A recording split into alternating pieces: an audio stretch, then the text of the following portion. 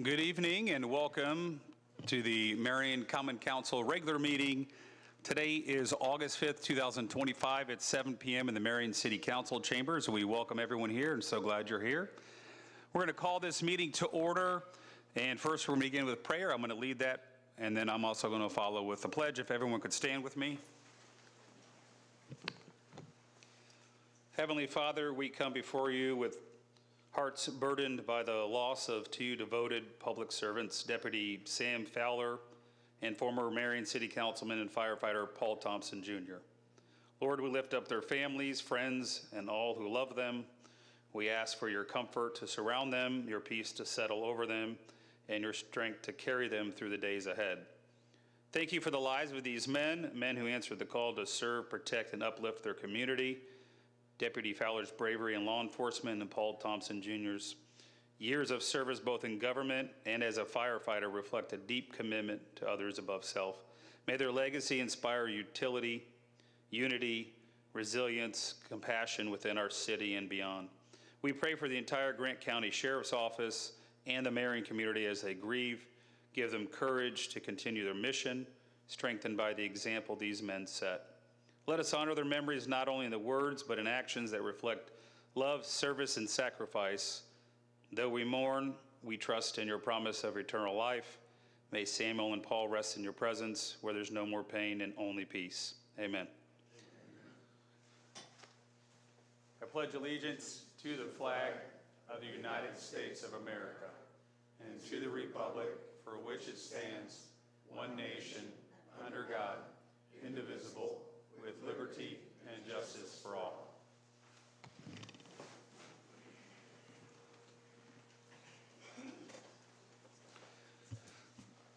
Okay. Madam Deputy Clerk, roll call. Kane. Here. Marshall. Here. Fordyce. Here. Brunner. Here. Klein. Here. Devine. Here. Witten. Here. Cowgill. Here. McKinley. Here. Okay, we're going to go ahead and move into tonight's Community Spotlight. Tonight's Community Spotlight is going to be on the Journey Square Sober Living with Angela Mask, and I'm going to hand that over to Councilman David Kane. Thank you, Mr. President. You know, a couple years ago, Angela and I met out actually at the Estates of Serenity Cemetery at the time. She was out volunteering her time on a beautiful day, and I was out mowing at the time, and we ran into each other and developed a conversation there, and she shared with me that she spends a lot of time out there volunteering her time and energy. And so here again, just maybe 2 weeks ago, she and her crew from Journey Square Sober Living were out at the cemetery doing some work, and I ran into her again. So that prompted me to invite her to be a part of the community spotlight here tonight. And Angela, if you would come forward and you can share with us and the community what you do. Thank you. I appreciate you guys having me tonight. I'm born and raised in Marion, so I've always worked in Grant County. I've always wanted to give back. Always been more of like the health type of job where I want to help, something rewarding. I also flip homes, so I'm in real estate. Ran across the building right at a year ago, and I thought, what could I do for our community with this large building? 6,700 square feet, one woman, what can I do? I needed, of course, have a job like all of us. I need, for me to make a difference in our community, what's something that we need? My first approach was veterans struggling with addictions. I kept hitting roadblock after roadblock with that, so I just opened it up completely to a broad aspect to anybody that needs help. I'm not educated per se. I've never myself struggled with addiction, but I've been a family member outside looking in. I've dealt with seeing the struggles, having the worries, the heartbreak. I'm a mom, I'm a grandma, I'm a friend, you know, I'm a family member. A lot of these people have burnt bridges. They have ruined family relationships, and sometimes they just need someone to love them and help them and hold their hand, give them a shove and say, hey, I got you. They need one person to make that difference. One person that can show them the way. one person that can say, hey, here's shelter. Work with me. I'm going to work with you. We'll build back those relationships. I'll help you get back to being a father, a son, a family member, getting those relationships back on track. My approach is a little different than most of the houses here in Marion. Being owner and director, I can kind of set my rules and my expectations and everything on my own. I feel like everyone that struggles in life at all, especially with addictions, there's an underlying mental health issue, be it depression, trauma in their life. I know I've struggled with depression in the past.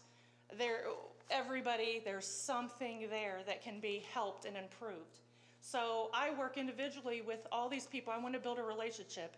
My big thing is I tell them when they come in my door and they sign on that I want 2 years from now them to walk back through that same door and say, hey, Mama Ange, here I am. That's what a lot of my guys call me, is Mama Ange.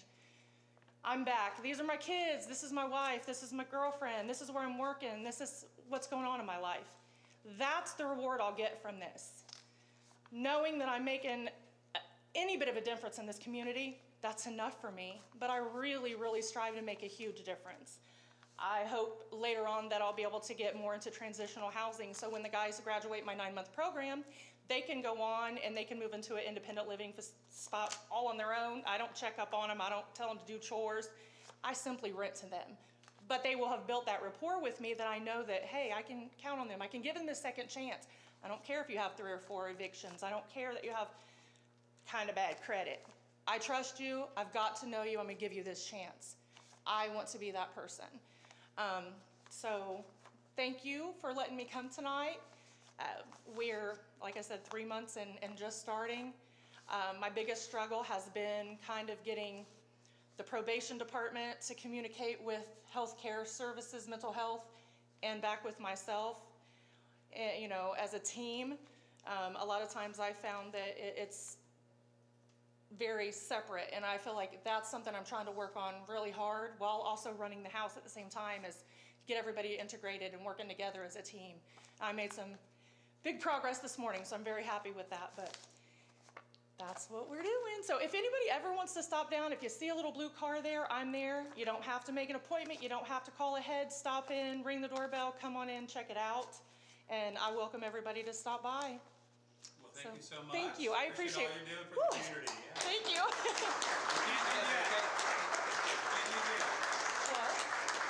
It's customary that we always get a photo, so. Oh, okay. Awesome.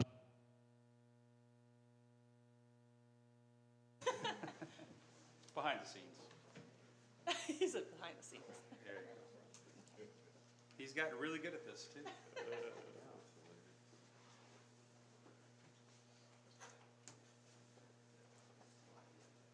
course, we take the photos on the superior phone, Androids. Whatever. Samsungs. Is that a city phone? No. I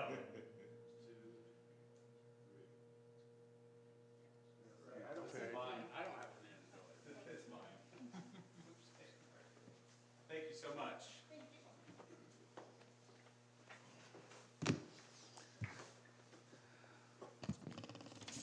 Okay. And we're going to move into tonight's City Employee Spotlight. And tonight we are honoring Jeff Edwards, the Director of Transportation. And let me throw his nice picture up here. Jeff, if you want to come up to the very front, I think you've been here a few times. I know the routine.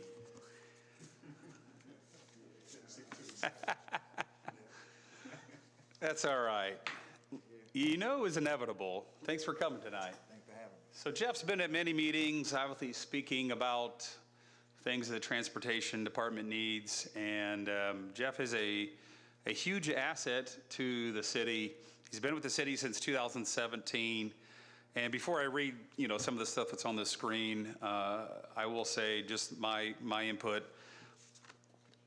Transportation department, this is no offense to any of the department, is literally the one that just kind of runs itself really all the time. I mean, all departments, we have great department heads, but it's just so smooth. You've made it really, really easy for us to work with, and I think the rest of the city appreciates how easy you are to work with. So I asked the mayor just for a quick comment, and the mayor said Jeff runs a great transportation department and his team is top notch. I had the opportunity to ride the bus when I first became mayor, and it was a great experience, and I would put Jeff and his team up against anyone in the state. And of course, I put Jeff joined the city of Marion in January 2017 to take the lead role in the transportation department. He's a true model of a public servant and has elevated the transportation department to the highest standards. Thank you, Jeff. So we just really appreciate all that you do. I mean, we have a lot of residents that truly depend on our transportation department. It's how they get to work. It's how they go get groceries. And you provide that lead example for the rest of your employees, how to treat those riders or our residents. And, you know, sometimes that experience and that ride makes the world a difference. So we appreciate you leading the way on that. Any other council members want to share anything? Yes, go ahead, Councilman Fordyce. And I've always interacted with Jeff and his department down there. And like I've said before, if you guys have never been down there, you really need to go down there and watch that operation. It's one of the smoothest, best operations of all the departments. I mean, seriously, it's organized, it's clean. Those buses, I sat down there one day and watched them clean those buses when they come in. They don't just wash the outsides, they go inside and they wash and desanitize everything every night when they come in. I mean, it's just phenomenal, the crew that he has and the way it operates. I appreciate it very much, Jeff. Thank you. Thank you so much. Let's give him a round of applause. Of course, can't leave. One more photo. No escaping us. Front and center this time, yeah.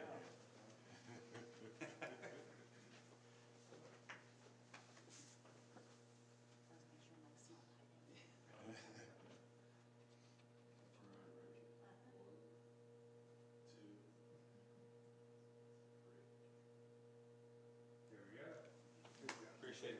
Yeah, absolutely. Give you a moment. Congrats, Jeff. I'll let you say something after you're done shaking hands. You always do great, Bob. Thank Totally skipped over that, my bad. you.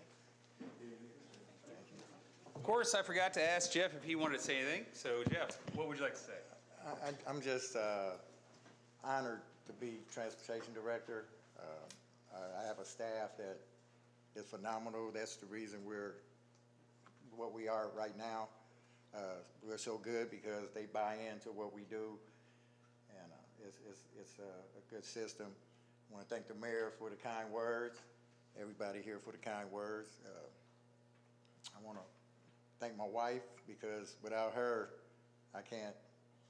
You know, sometimes I think anybody play basketball, when you do those defensive drills back and forth, that's what it feels like, you know, at transportation, because we have so many moving parts. So I just want to thank everyone, and I'm just so happy to be a part of transportation and the upgrowth of the city of Marion with what the Mayor Morrell's doing. I'm just glad to be a part of that. It's just great. So that being said, I have one more thing. I usually say this first, but I'm gonna say it now. God is good. I fall, I stumble, he picks me up, gets me going, so. Amen, Jeff. That's it. Thank you, Jeff. Appreciate it.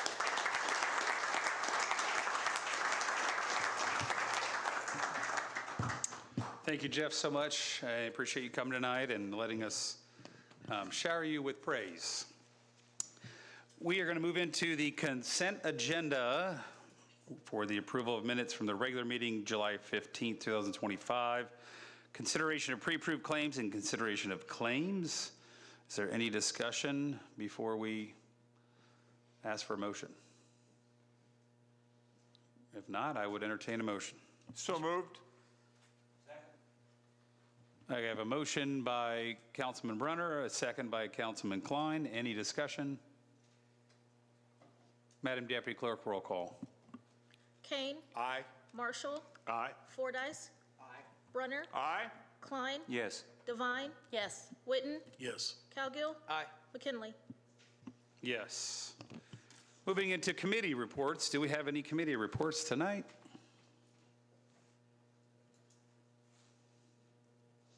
Councilman Marshall. I have not a committee report, but I'm just going to stick this in here. I had an encounter today with the Marion Animal Control. Some young kids showed up at my house with a German Shepherd that they rescued from the street, and we called Animal Control. And within about 10 or 15 minutes, the young man came. I was very impressed by how nice the truck was maintained, his manner. I believe his name was Cade. I didn't catch his last name, but I let him know I was a city council person and asked him a bunch of questions. And I was just really impressed with the way he carried himself and how fast it came and efficient it was. And hopefully the owner of that dog will show up. And that's all I have to say. Well, I appreciate that. Thank you. Anyone else with a committee report? Councilwoman Devine? So first of all, I wanted to report on, to let everybody know that the city did carry the trophy of the corporate challenge this weekend. So wanted to do a shout out for them. That was on the end of my announcements. I know. I'm excited about it. It was a very, very tight competition. There was only 4 points between the first 3 places. So very competitive, and I'm hoping that we can let them come and show off their trophy and give them a good round of applause sometime soon. So they worked very hard to that. The Board of Works met yesterday, and they had a short agenda. They opened bids for the street department. I think I reported on that a couple meetings ago, that they had thrown the bids out and rebid selling all the defunct vehicles and equipment that are backed by the street department, where they're going to put their new salt barn. And they did get 3 complete bids in. The first one was Shrouts at $14,000, B&K was second at $12,000, and then there was a independent person out of Illinois that bid $4,000. So they're taking those under review, assuming they'll sell it for the highest amount that they can get on that. And then the transportation department opened sealed bids for, actually they had sealed bids that were opened at the previous meeting for 2 buses. They were 2017 buses that they'd gotten permission to sell. And they received a total bid of just over $7,000 for those 2 bids, and I believe was accepted. Jeff left, so I can't get the confirmation on that, but, and that's all they did in their meeting. Well, thank you so much. Any other committee reports? Councilman Brunner. A reminder that the children are going back to school tomorrow, but the Splash House will still be open on weekends through Labor Day. So if you've not had an opportunity to take your family down there, be sure and do so. I would also like to congratulate our city attorney for having a tremendous honor paid upon him on Sunday when he was named to the Grant County Sports Hall of Fame. Mr. Harker, congratulations.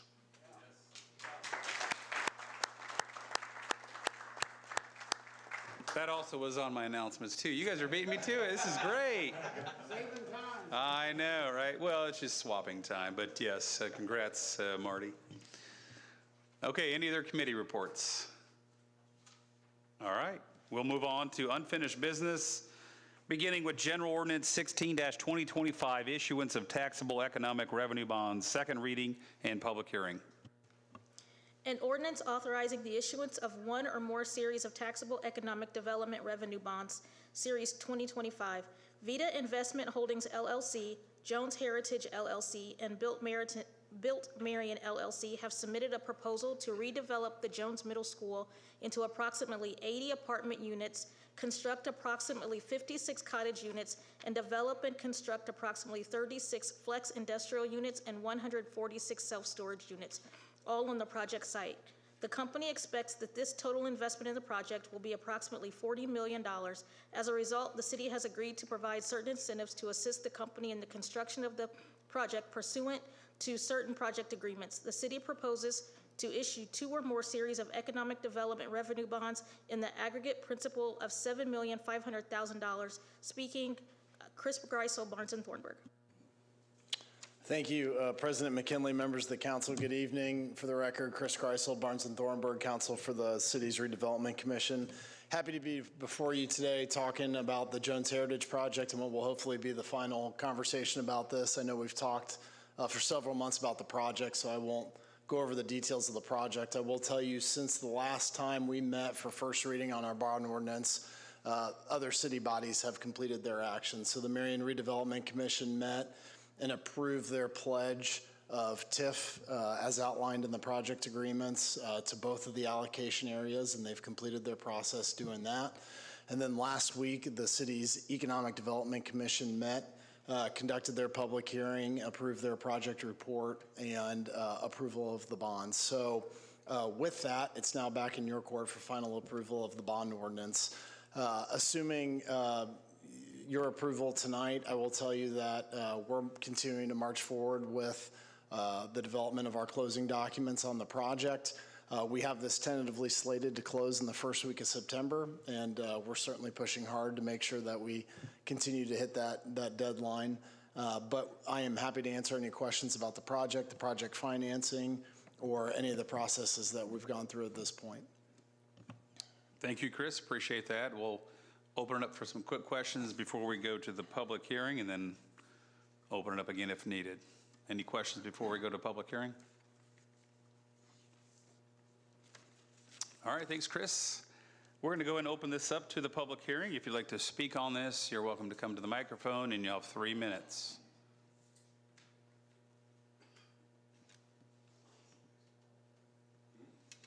All right. I'm not seeing anyone make their way to the microphone, so we'll close the public hearing. And any council members with any further questions for Chris? If not, I would entertain a motion.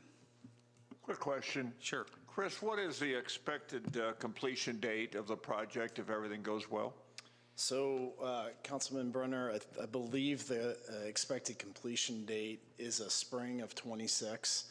So from what I understand, the inside of the old Jones Heritage Middle School has already been demolished, and so the developer is fairly ready to start the inside development of that project.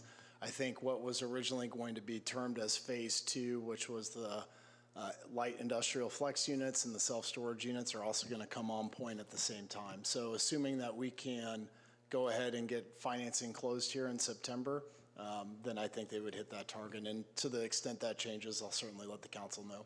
Thank you, sir. You're welcome. Thank you. Any other questions? I'd entertain a motion. Mr. President, I'd like to make a motion that we suspend the rules on General Ordinance 16, 2025. Second. I have a question, Mr. President. Can we suspend the rules on taxable bonds? I thought it had to go to 3. No, you can suspend the rules. All the considerations have been taken. I mean, from a state law perspective, you can. I'd defer to Marty on your own local rules. Okay. There's no problem with suspending the rules. All right, got a motion to suspend the rules by Councilman Cowgill, a second by Councilman Kane. Any discussion? Madam Deputy Clerk, roll call. Kane. Aye. Marshall. Aye. Fordyce. Aye. Brunner. Aye. Klein. Yes. Devine. Yes. Witten. Yes. Cowgill. Aye. McKinley. Yes, rules have been suspended. I'd entertain another motion. Mr. President, I'd like to make a motion that we pass General Ordinance 16, 2025. Second. Motion by Councilman Cowgill to pass General Ordinance 16-2025, second by Councilman Kane. Any other discussion? Madam Deputy Clerk, roll call. Kane. Aye. Marshall. Aye. Fordyce. Aye. Brunner. Aye. Klein. Yes. Devine. Yes. Witten. Yes. Cowgill. Aye. McKinley. Yes. General Ordinance 16-2025 is passed. Thank you, Chris, for all the work Yep, you've been thank you doing very and much, continue Council. to do. This stuff is complicated, intertwined, and about 15 different hoops to jump through just to get to the next step. So we appreciate all you're doing. Moving into additional appropriation 10-2025, aviation equipment, third reading. An appropriation appropriating funds in the amount of $83,147.86 for aviation. Aviation formally requests an additional appropriation of funds for the necessary replacement of our underground fuel storage tanks. Speaking, Ray Dosh. Can you turn the microphone on, please? Yes, there we go. Good evening, President McKinley and members of the council. I don't know that you need me to go into a lot more detail. If you have questions, I will gladly answer them. But I do want to report that I have had discussions on 3 occasions with Mayor Bill Rock of Grass City. Last Monday, we spoke, and he said he was going to be speaking with his Redevelopment Commission on Tuesday. I spoke with him again on Wednesday. He told me that they had a number of questions, and as soon as they got those questions to him, that he would forward them on to me. And since then, I've heard nothing. So I think I know about where that's going, but I could be surprised. So we've got nothing at this time. We're still hoping that you'll grant the full request. Appreciate that, Ray. Any questions from council members? Mr. Dosh, it is a fact that the airport does not reside in the city limits of Marion. Is that correct? I am not real clear on that. I've just joined the commission just this January, but I believe that the airport itself is city property, just not the surrounding ground. That's my understanding. It is also correct that the county council did not help in any way, shape, or form, and right now Mr. Rock has not planned to help in any shape or form. Is that correct? I don't get the impression that they're going to do anything. He hasn't, like I say, he hasn't gotten back with me with those questions. I think that they're hoping for it to die on the vine. That's just my opinion, but I think I would have heard something by now. And as far as the county is concerned, I did speak with the council president, and he had spoken with members of the council and indicated that he had had no support from them at all. Thank you. You're welcome. Appreciate that. Any other Councilman Klein? Yeah, thank you. Mr. Dosh, what happens if this doesn't happen? We have looked into that, and we've identified about 56,000 in the scope of work that we could roll back and not do at this time, and could be completed next year with, perhaps from the budget. But my concern is what our budget is going to look like post Senate Bill 1, and I don't know that there's going to be a great deal of fat there. So, and if there's a hiccup in this, does the FAA have anything to say? No. Okay. Do you lose the current funding, the grant money that you've received from the FAA if we don't approve the additional? That is strictly on the Jet A project, which will go forward. If we don't go forward on the AvGas project, which is locally funded, we would have to do a redesign on the Jet A project to move it so where it's not going to be over top of the AvGas underground storage tank as it is currently. And I don't know if we'd asked this question, and if we did, I apologize. Do you have any general numbers on what the return of investment is back into the county, into the city for the airport? I don't have anything along that line. It's just, it supports all the aircraft that use the facility, both locally based aircraft and a great amount of itinerant aircraft that come to Marion for recreation, family, business, whatever. So, is there a risk in this, if this doesn't happen, that some of the aircraft there will leave and find another, and we lose our if we regional lose rating? our AvGas tank, or God forbid we lose our Jet A tank, if we did not have fuel available, we could see some aircraft migrating from Air Marion. And the risk we have there particularly is we're right at the dividing line, I guess, is where they consider us a regional airport.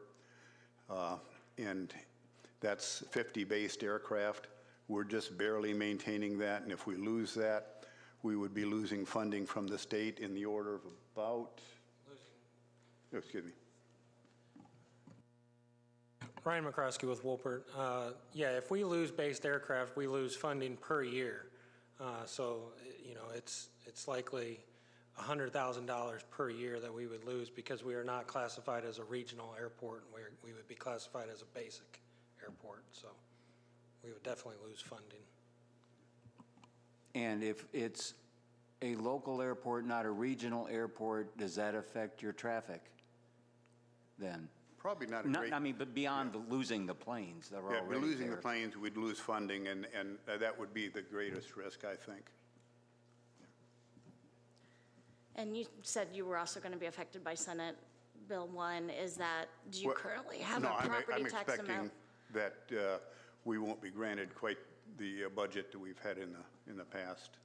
And does that funding come from through property taxes, or is it a sales Well, tax I mean, amount? I'm talking about our city budget. City budget? Yes. Okay.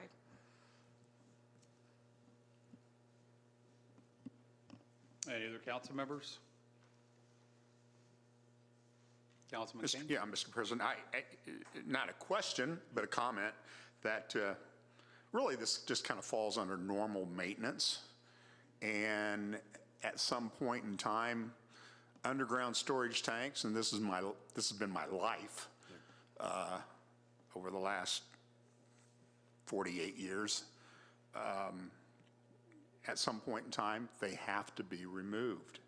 And so this is a normal maintenance procedure, and going above ground is what everybody's doing. It gets rid of a lot of problems and issues with underground storage leakage that you may or may not know that's actually happening.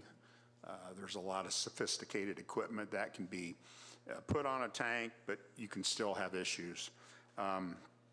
So I'm ready to move forward with this, and Mr. President, whenever you're ready for a motion, I'm ready to make that. Well, I just wanted to add, I know there was a question about Gas City and the county. I do want to add, I did actually reach out to Mayor Bill Rock and their council president, Larry, and asked about contributing even 5 or 10,000 just to contribute, because they have entities in their city that use the airport and they have residents, and was not successful. Of course, I heard from the council president there about their loss of funding with Senate Enrolled Act 1 or Senate Bill 1.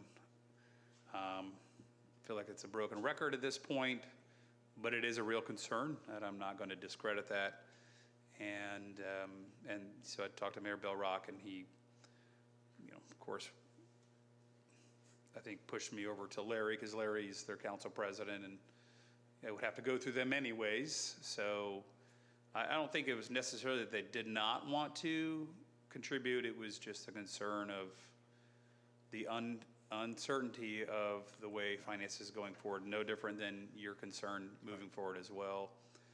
I must add that we have that concern as well here. And I mean, $83,000 is $83,000. I'm at the point where I wish we would have had some help from other government entities, because we're all facing the same thing here. We're not alone. We're not the anomaly that's not being affected by it.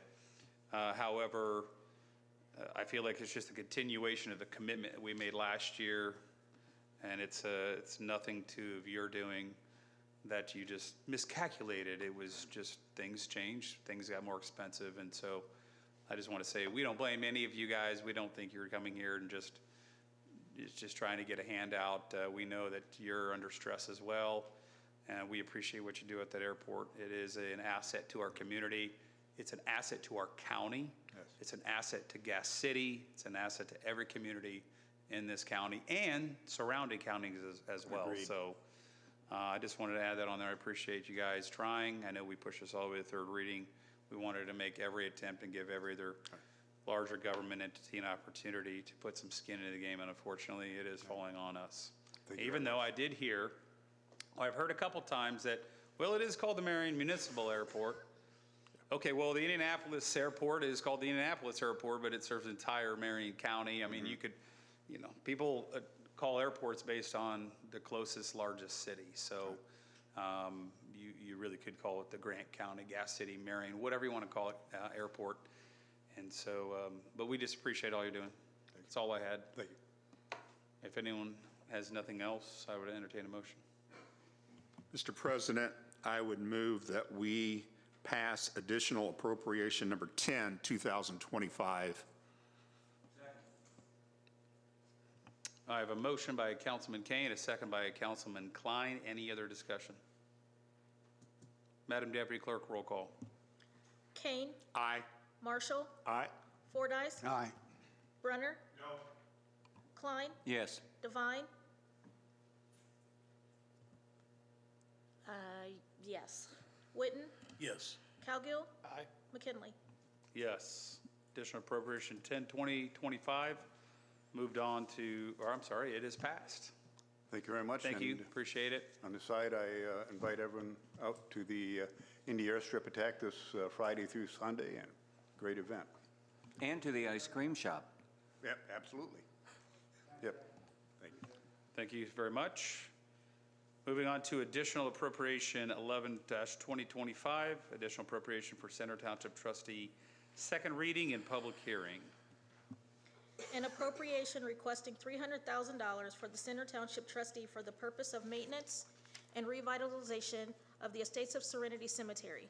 The City of Marion is requesting $300,000 in additional appropriation to Center Township Trustee to help maintain the Estates of Serenity Cemetery. Speaking, Deborah Kane, Center Township Trustee.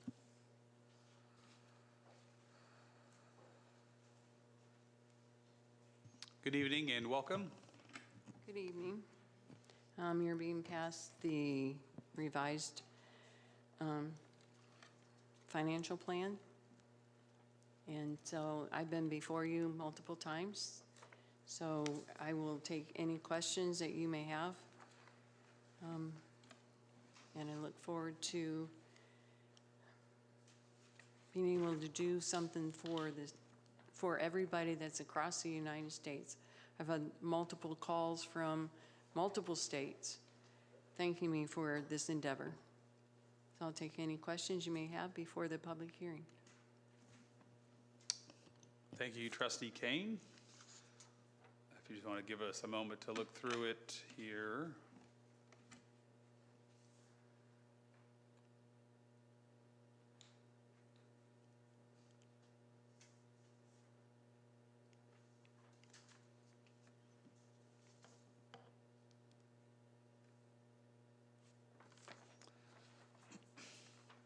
I'll just allow the other council members to read through it. If anyone has any questions off the bat, we'll take those. My plan was to go ahead and go to the public hearing and then come back and follow up with any other questions that council members might have. And it gives them opportunity maybe to skim through this some more as well.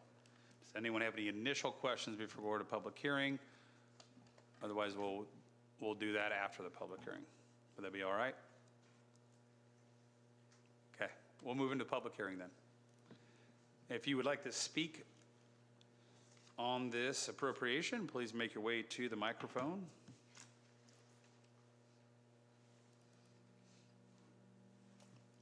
Good evening. If you just state your name, address, and you have 3 minutes.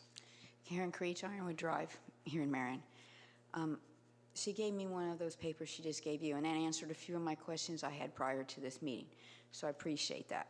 My question primarily is this a one-time thing? Or is this going to be something that is going to be continually being taken? Because according to the little paper, all the things she's going to apply for, which is good things, but they are lengthy in time frame to get approved. And I just want to know what Plan B is in the event these things are not approved, or it takes a lot longer to get grants, or it takes a lot longer to get the historical grading and et cetera. Is this going to be something that's going to be a regular budgeted item that we're going to take money out of for it? I think it should be primarily private funded and not really city funded, even though it is in city limits. I'm not against having it repaired or restored. I like history. But I just want to know what the long-term plan is and what Plan B is And exactly what is the general projected cost for the whole thing once it's completely restored? Are we looking at $2 million, $5 million, 5 years, 10 years? Kind of like to have some kind of a timeline. I understand this is in sections, which is a good thing to do.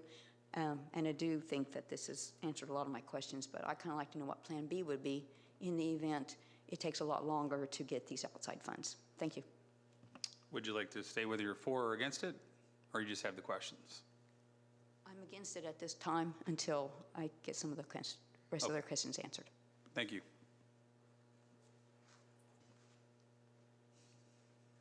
Public hearing still open. You're welcome to make your way up to the microphone. I see a hand in the back. You can just sit in the front there. If you state your name, address, and you have 3 minutes. Ruth Ann Sumter, 809 McAllen Drive, Marion. I didn't come prepared to speak,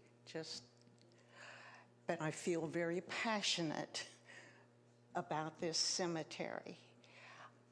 I only have an old man out there that I adopted from the county home, so you know he's been out there a long time, and I have this connection to him.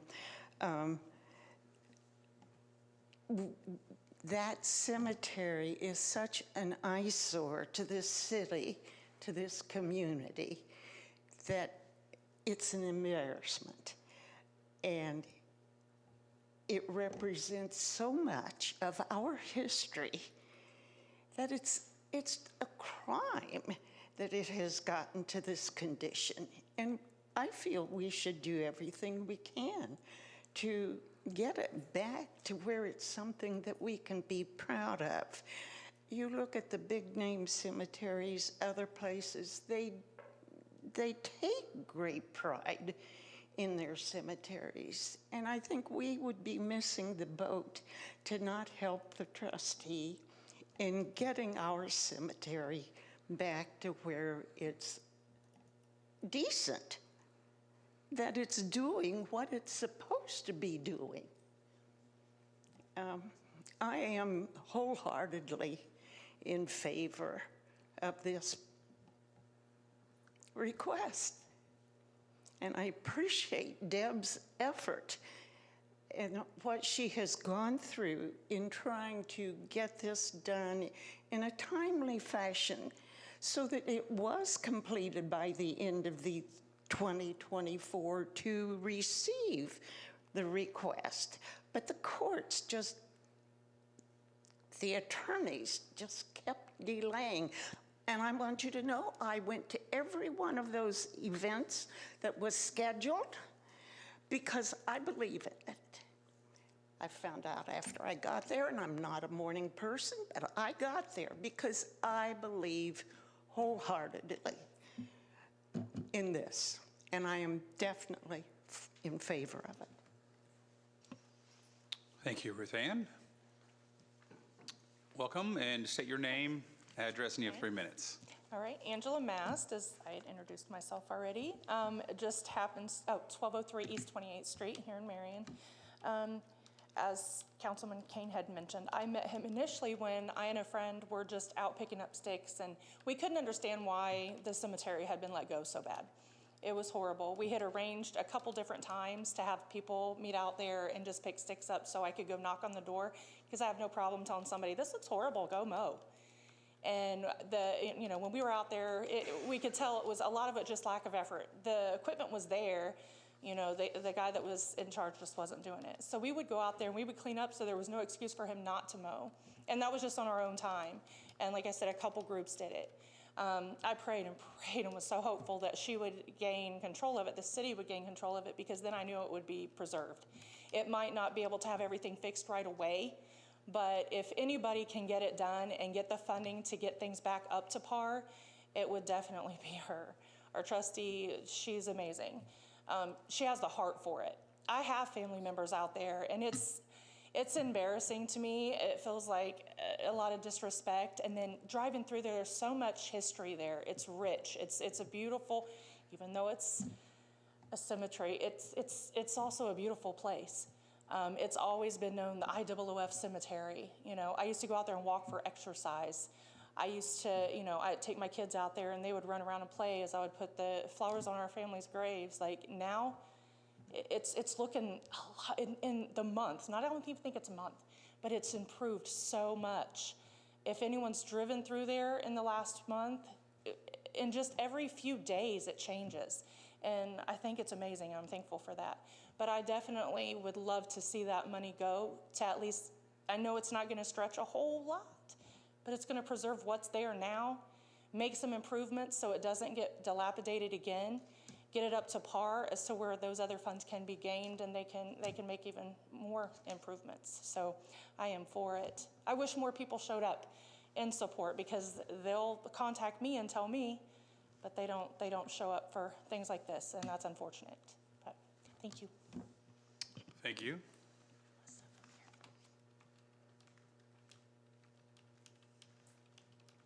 Good evening, welcome. Just say your name, address, and you have 3 minutes. Catherine Brighton, I'm Chief Deputy Trustee for Center Township, and I live in Country Lake Estates. I don't even know where to begin. The last 4 weeks have been absolutely phenomenal. Deb is spending her time doing everything she can at the cemetery. My coworker and I are manning the office and fielding the phone calls that are coming in on how amazing the cemetery looks in just a short time. But we can't do it alone. We need this little bit of a push. Deb has put blood, sweat, and tears into this for well over a year, 15, 16 months, Deb. When I do see her in the morning, she looks like she hasn't had any sleep, and I'm guessing she probably hasn't had a lot lately.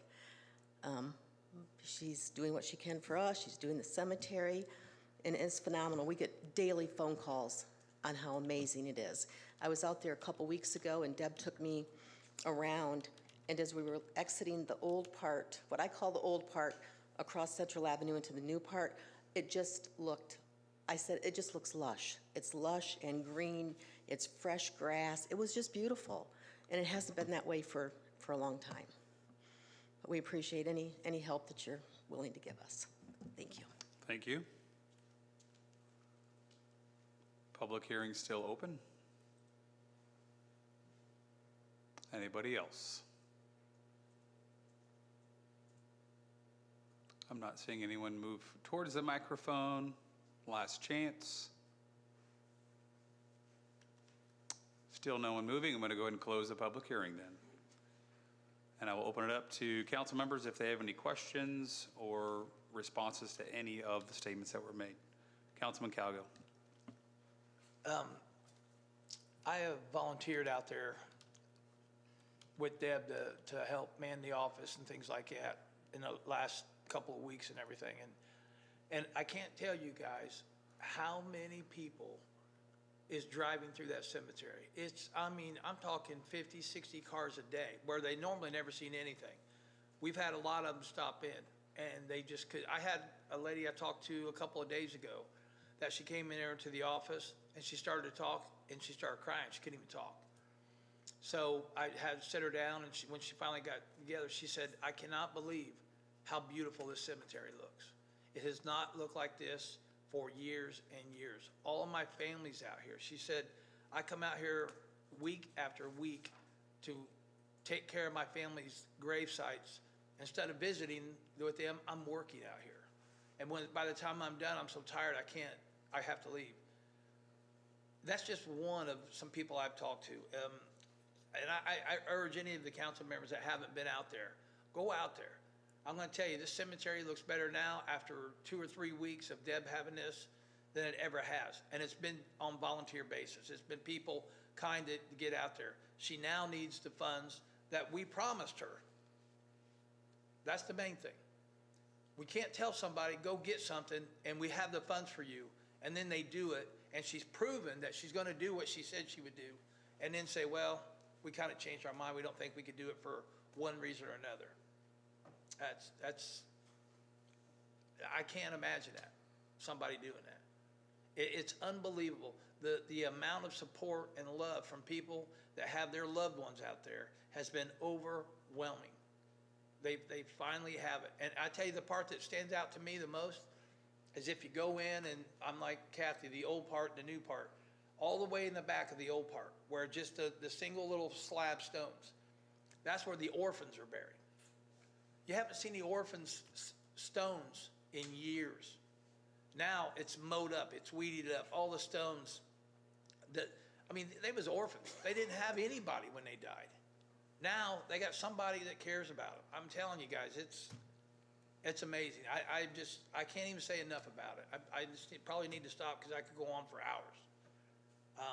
I am 100% in favor of this. We need to do what we promised Ms. Kane we would do. Thank you, Councilman Cowgill. Councilman Klein. Thank you. All the comments about the improvements I agree with. I've driven out there, massive improvements. The good news, and I mean this, is that the township trustee now has control of the cemetery, and that gives hope for the improvements out there. And I mean, that's the best thing that's happened out there in a long time. And along with that comes the cost of paying for it, which brings us again to tonight. The bottom line for me, and I hope, I mean, it's a fact, and it's one of those stubborn facts. By statute, it falls to the township trustee to maintain, repair, and care for, repair and care for the cemetery. Township can levy a cemetery tax that can be used to clean up and fix up the place. And the place is looking, I can't imagine how much, anyway. You know, a member of the legislature did not need to write special legislation to raise money for fixing up the cemetery. That idea was properly refused. There's a process for doing it. And I hope, you know, the great work continues. And I like the idea of donations. I like the idea of community involvement. The place looks wonderfully better compared to what it looked like. But a fact that sticks with me and why I'm going to vote against this is that the township trustee can levy a tax on the township. No one likes taxes. I don't like taxes, but that is an answer, a statutory answer to this problem, and that's where I'm going. Thank you. And thank you for the improvements at the cemetery also. Thank you, Councilman Klein. Councilman Cowgill. Just one other real thing, just to kind of go on what Mr. Klein is talking about. And Deb, I hope that you kind of talk about this, because there is no levy. That can't happen. She's already talked to the State Board of Accounts on that. So that answer is not there. So Deb, I hope you kind of touch on that. Other council members? Councilman Fordyce? Yeah, I'm kind of the same aspect as Mike Klein. There is a levy tax for cemeteries. I've talked to the state legislative too, and representative, and you do have to, there's a provision in the state statute that you can levy a cemetery tax to maintain the cemeteries. You can ask the attorneys. It's right there in the statute. And that's what provides the township trustees to maintain the cemeteries. They've done it in other cities. And you have to increase the property taxes in Center Township 5. It's a cemetery tax levy. I don't want to see my township levies go up on property taxes, but that's what's going to happen because you're not going to be able to maintain it. This is just a Band-Aid. You're not going to be able to maintain that cemetery for this amount of money. It's going to have to be a tax levy. And I've talked to the county, and we're more than willing to send out the inmate work crews. It's been talked to with the mayor. We've already got it in our budget. We've got 2 work inmate crews in our budget, and I'd be willing to have one of our inmate work crews go out there 2 days, 3 days a week, and the county said they would do the same. And that'd alleviate a lot of that problem. And then when she assesses the levy on the township taxes for the cemetery maintenance and care, that'll take care of a lot of that and still get volunteers. That'd be great, fantastic. I think it's awesome, and it is an improvement. And Brian Jeffries needed the same help. He just didn't get it. So, I mean, you know, I sat down with him several times, and before Deb took over, Bryce Courier helped him out with inmate work crews and the county crew out there leveling the roads and bringing gravel and helping him. He just didn't have the income. and the money in an interest-bearing account to do all of it and keep it up. I understand the situation. I'm not saying it doesn't need help, but there's other remedies that I think that we could use. I mean, tonight, we've got additional appropriations of $306,315 for our own city administration and department heads that need money. We almost turned down the airport for $86,000, the Marion Municipal Airport. So, I mean, you know, and we did, you guys, I didn't vote for it, but you did tell her that she could have it if she owned the cemetery, if she acquired the cemetery and owned the property. You did say that.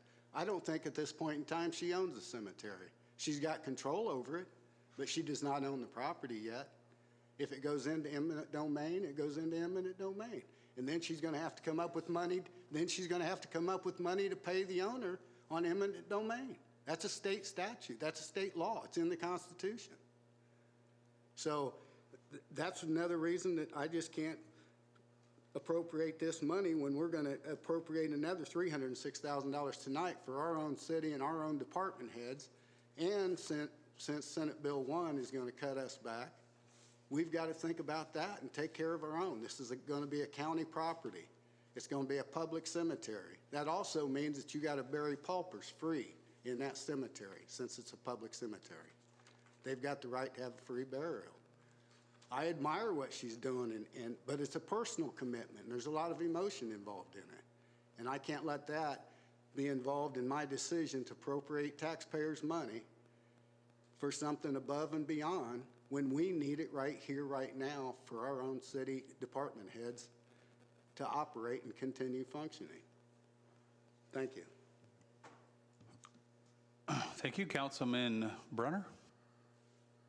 I've been waiting for this meeting because I hadn't had a chance to talk to Deb about what I see, because I drive by that cemetery probably 4 times a day, and it's just incredible to me how much better it already looks, and I can only imagine how much better it will look throughout the rest of the summer and into the fall season.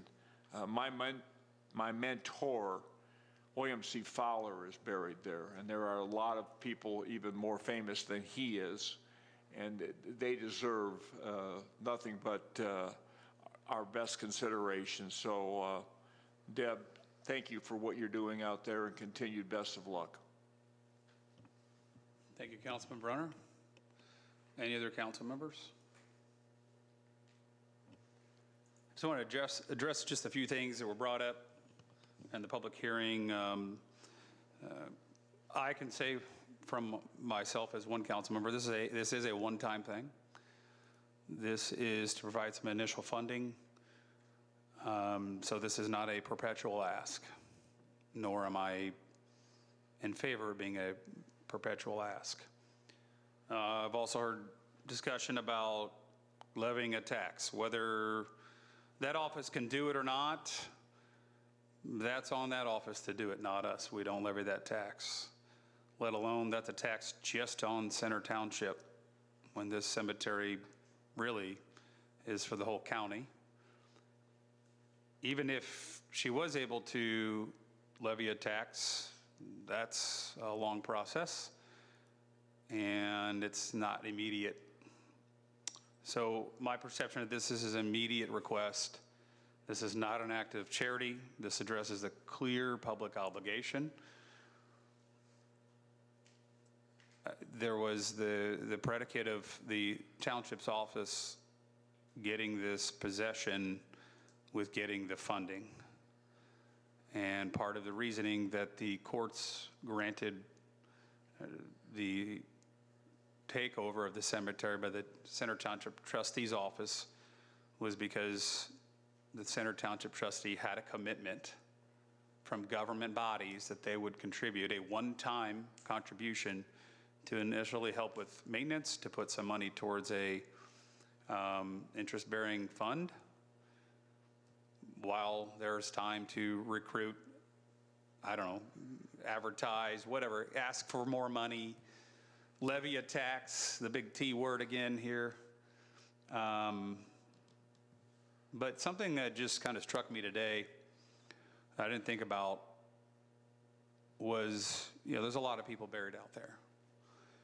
And I've thought about how many people buried out there lived in this city and paid city taxes, spent their lives paying city taxes, and contributed to the very infrastructure and services that this city was built on. And their final resting place is in decay. So, Councilman Fordyce, you have something? No. Okay. Okay. I thought you had something. So yeah, the final resting place is in decay. And for me, it feels like a betrayal of like their lifelong contribution to this city. I don't have any family buried out there, but by God, if I did, I'd probably have a little more emotion in this. I don't have anyone buried out there, but it's just, it's heartbreaking. The previous owners that had the cemetery, sure, maybe they didn't have support, but they didn't ask for support.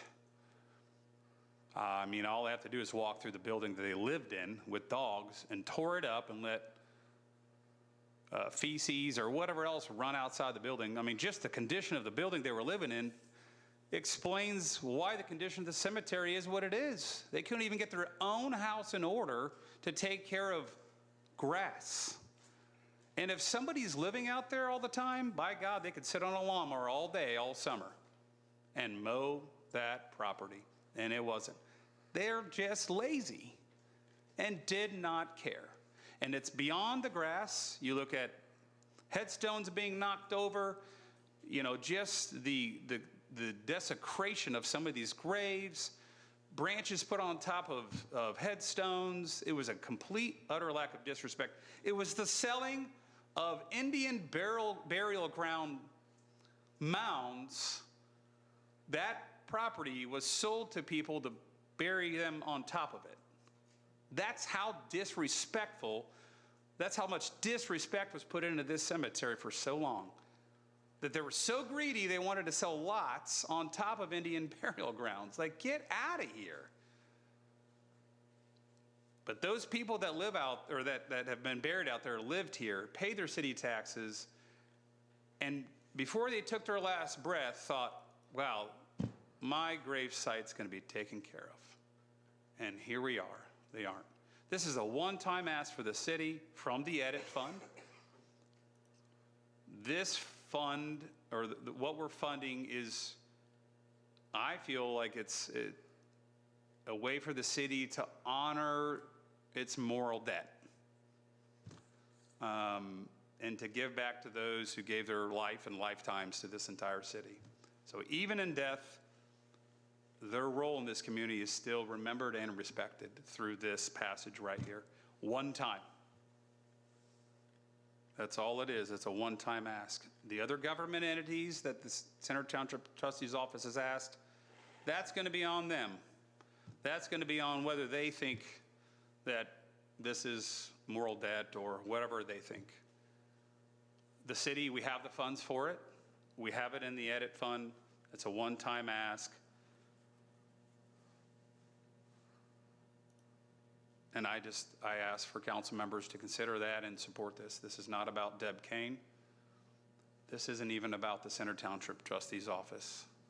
This is about the people that are buried out there that have been neglected for so long, and the people that will be buried out there in the future that own the plots. That's all I have. Any other comments or questions? I have a comment. Councilman Marshall. I do have family buried there, and so I understand how everyone feels. There's been a tremendous amount of energy put towards this, and I think what we need to maybe focus on is trying to take that energy and move it, keep it going. And as I said at the last meeting, if we were putting $300,000 into a fund that wouldn't be touched, capital campaign, that's what we need to have, is a capital campaign. Let's get $6 million in the bank, or let's get $4.5 million in the bank, and then start spending it, or take some money and spend it. I just don't feel that this is a sustainable thing. I don't think it's a one-time thing, and I don't feel like the city should be responsible for this. I just don't. I think put some buckets out there when the people are coming through and giving you the high five for what a good job the improvements have been. Ask them to write a check. Tell them, we need money. There ought to be signs out there right now. Raising money, call and donate here, because $300,000 is not going to make a noticeable change, in my opinion. And I think $300,000 put in a bank that's generating interest over years is a better idea. So it is not personal about Deb or anyone else. I think she's done, her heart is in the right place, and as everyone else that goes out there and volunteers their time, their heart is in the right place. Let's get more people to do that. This didn't happen overnight, and it's not going to get fixed overnight. I do have a follow-up question with you, Councilman Marshall, and that is just the mindset of if, it's just not enough. But if the Center Township Trustee's Office goes and asks different entities, and every one of those people had that same mindset, then nobody would donate. Because they would go, well, what I'm giving isn't enough. This is her capital campaign. This is part of her capital campaign. We just happen to be the first real entity that has come across. So this is the first step.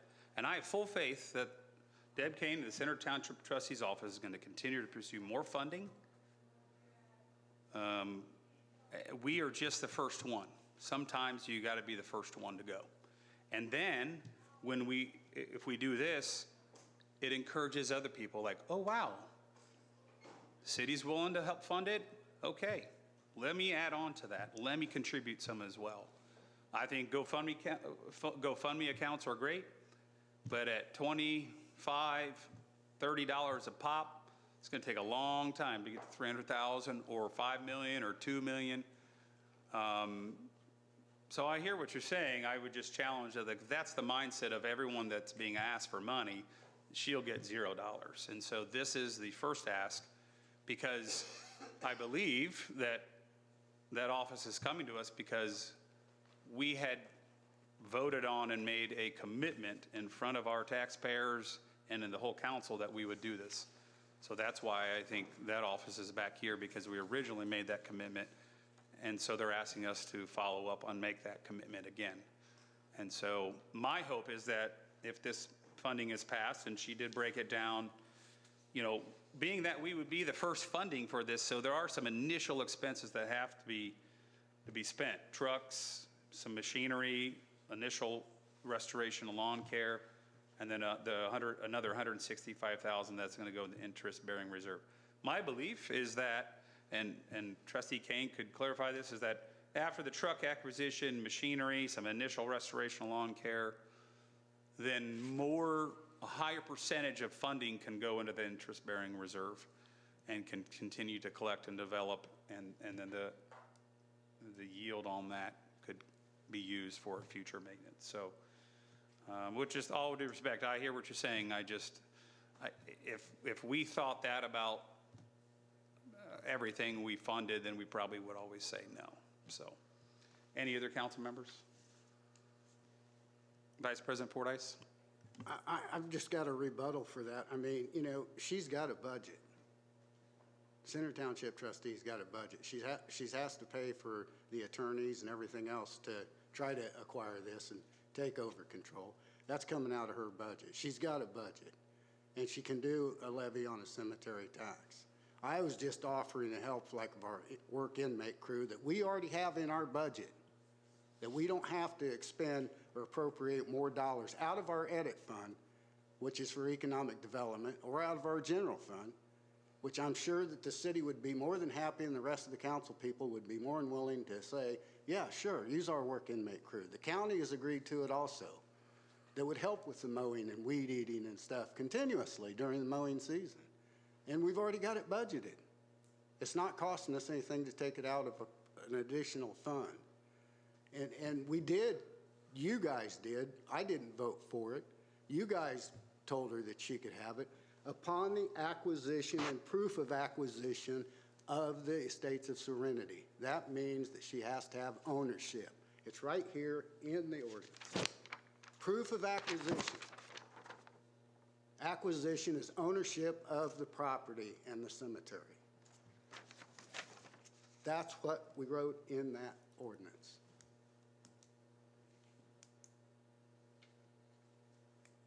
So I would much rather use the assets and facilities that we've already got budgeted instead of taking out of our budget. We just talked about cutting the council's budget because of Senate Bill 1. We're cutting costs. We could use that $300,000 for the city. I'm more than willing to help, just not with our funds. It's a county cemetery. It's a township trustee cemetery. We didn't take it on. The county won't even help us with the airport for $10,000 or $15,000. And you want to give them $300,000? That's my only rebuttal on that. So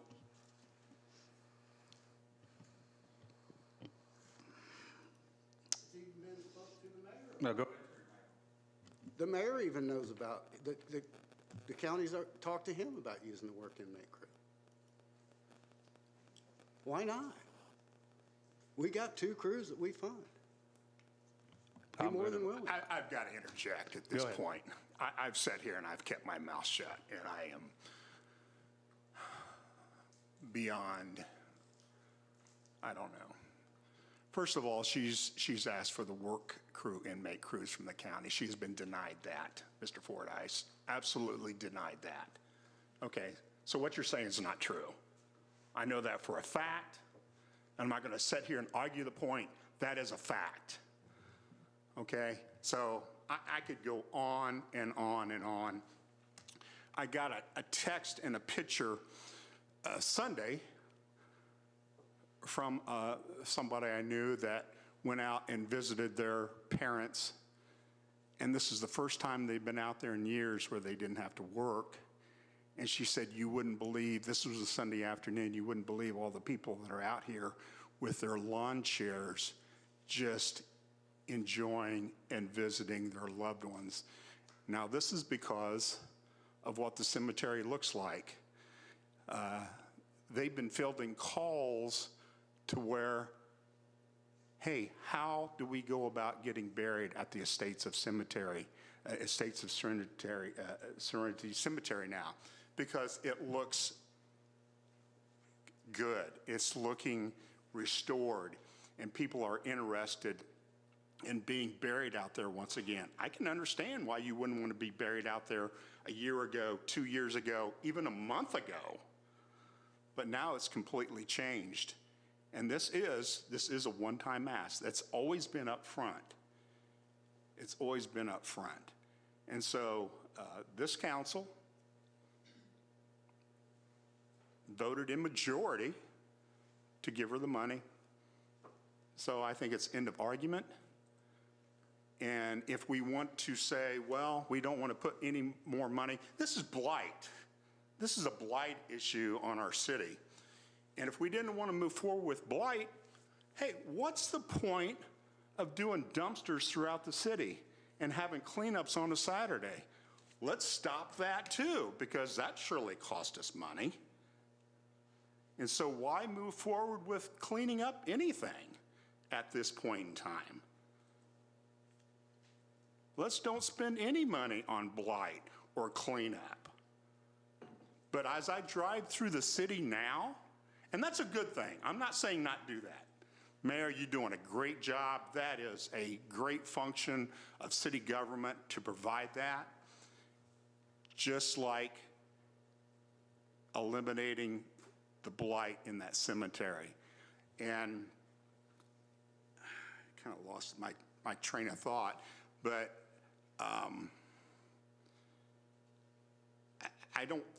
as I drive through the city, there is a change. There is a change in this city. People that weren't mowing their yards a year ago, they're mowing their yards, and it's looking good. Not everybody, but there is progress being made. And as people drive through the city and they see that, it grows. it changes people's attitudes. And the cemetery is a part of the city. It's looking beautiful. And I have no, we've been accused of financial gain in this, and that irritates me to no end. We have absolutely no intentions of financially gaining on. In fact, this has cost me lots and lots of money, guys. Money out of my pocket, and I'm glad to do it. I am glad to do it, and I don't plan on recovering that money. That's just what we do. And so I would hope that the majority of this council would see fit that we continue with blight elimination, that we honor our loved ones, our ancestors, and give this one-time ask of $300,000 for the township trustee. Thank you. Councilman Calgill. Just so that everybody on the council is informed in the right way. Mr. Fordyce said that it says right in the ordinance that it's only if she owns it, right in the ordinance. Well, Mr. Fordyce, she owns it. She had it through eminent domain, so she does own it. Just so that you're aware of that. Well, I just want to clarify, she doesn't. Center Township Trustee's office does. Just for the record, it's the Center Township Trustee, but I know what you're saying. She led the charge for that. I mean, it's clear to me, I think, you know, we have different positions on this, some of us, and we can go about this different ways, and we probably could talk about this until midnight. But I don't think we all want to. And I think it's a situation where I'm not sure we're going to change any minds one way or the other. And so unless somebody has more discussion, I would entertain a motion. Mr. President, I'd like to make a motion that we suspend the rules on additional appropriation 11, 2025. Second. Motion to suspend the rules for additional appropriation 11-2025 by Councilman Calgill, a second by Councilman Brunner. Any discussion? Madam Deputy Clerk, roll call. Kane. Aye. Marshall. No. Fordyce. No. Brunner. Aye. Klein. No. Devine. Yes. Witten. Yes. Calgill. Aye. McKinley. Yes. Rules have been suspended. I would entertain another motion. Mr. President, I would now gladly like to make a motion that we pass additional appropriation 11, 2025. Second. Motion to pass additional appropriation 11-2025 by Councilman Calgill, a second by Councilman Brunner. Any other discussion? Madam Deputy Clerk, roll call. Kane. Aye. Marshall. Nope. Fordyce. No. Brunner. Aye. Klein. No. Devine. Yes. Witten. Yes. Calgill. Aye. McKinley. Yes. Additional appropriation 11-2025 has passed.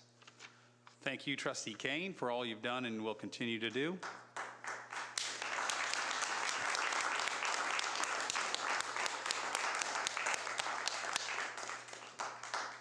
All right, moving on to new business.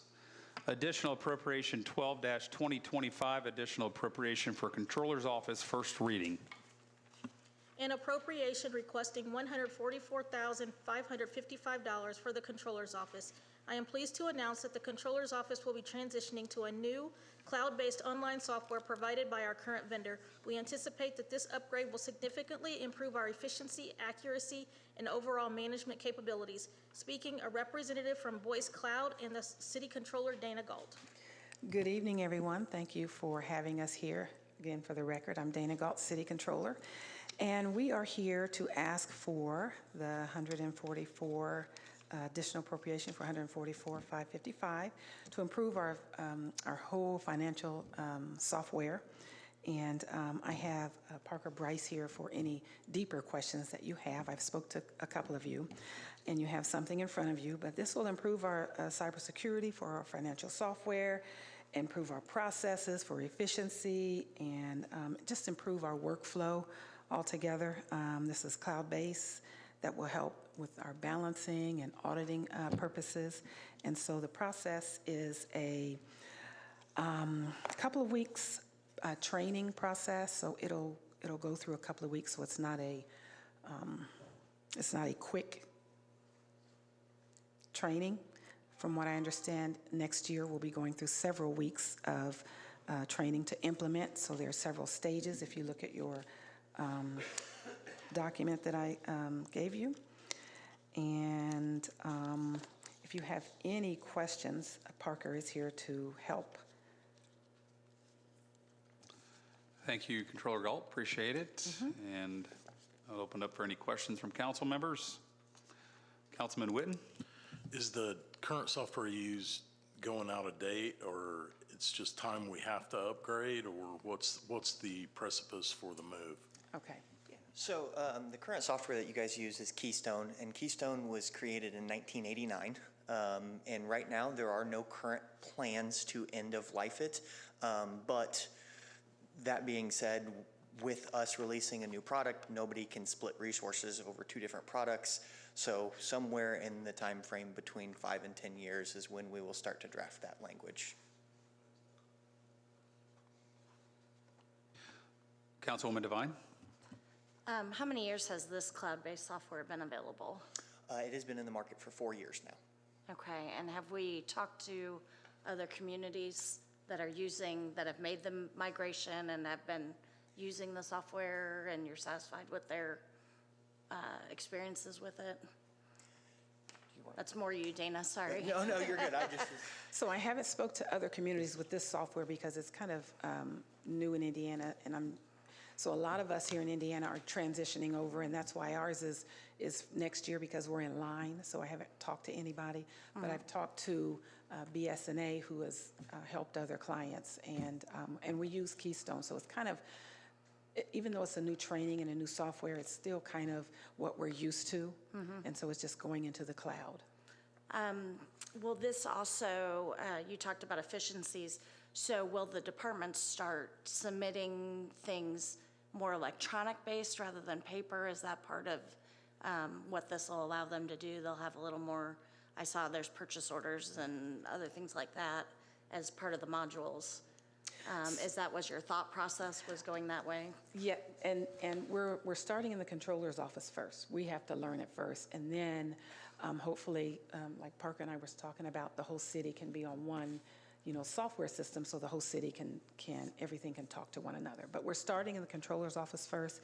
That's going to take a while before other departments implement it. We need to get to know the software first. Okay. And then what's the difference in the annual fees that we're paying now for Keystone versus what this will be annually? So annually we pay 19, I think, Linda? Yes, so 19. And so our yearly, if you look at it, I think it was 48. 48,180. Okay.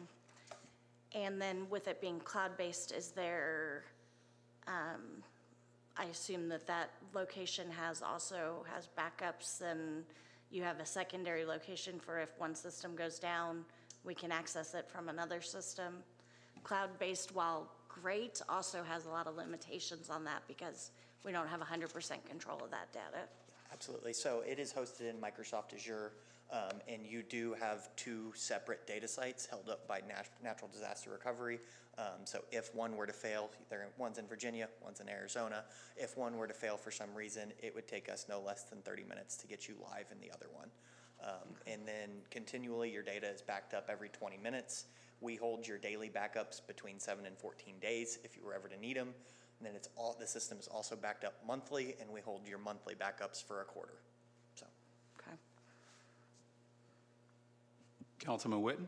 So with the annual fee, does that just include the controller's office, or is this for the software so that we can expand it to the other departments? So right now, that includes the controller's office and then payroll.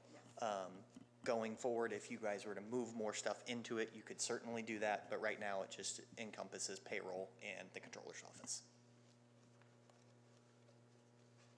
I have a question. How long have you guys been in business? So Keystone has been in business since the 1989. BSNA has been in business for 40 years. BSNA this year did acquire Boyce Systems, and a stat that I like to talk about with them is BS&A in that 40 years of business has lost 4 financial management customers, and they have thousands, so.